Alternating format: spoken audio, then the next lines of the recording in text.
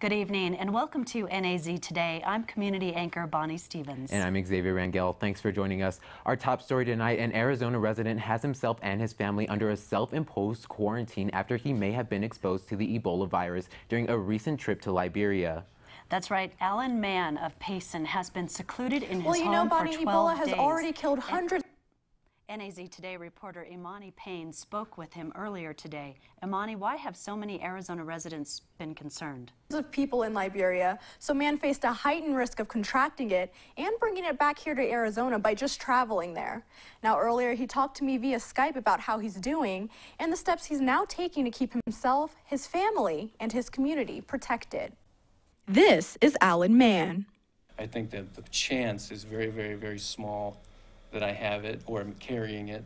And for the next 8 days, he will be cut off from the rest of the world, placing himself and his family on a self-imposed quarantine for fear of possibly being exposed to the deadly Ebola virus. So we've done everything we can to keep it from coming into, I think, the U.S. as well as our home. Through missionary work, Mann traveled to Liberia to spread the word of the Lord.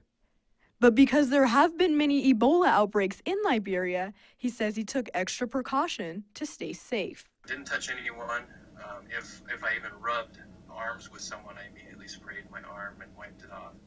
Constantly cleaned my hands, my clothes, parts of my body that may have contacted anyone.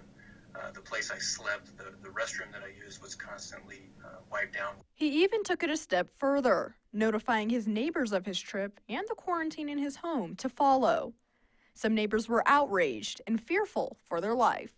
Kind of scary. I mean, there's no cure for it or anything, and it's not in Texas. It's less than 100 feet away. Stuck inside of his Payson home, no visitors allowed, Mann and his family have found ways to keep busy. We've passed every level on Mario Kart Wii.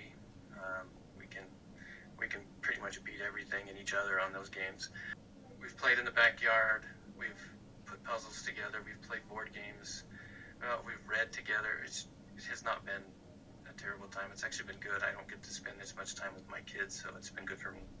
As for what he plans to do once these final 8 days are up, I think maybe we'd just take a drive just to get out of here for a while.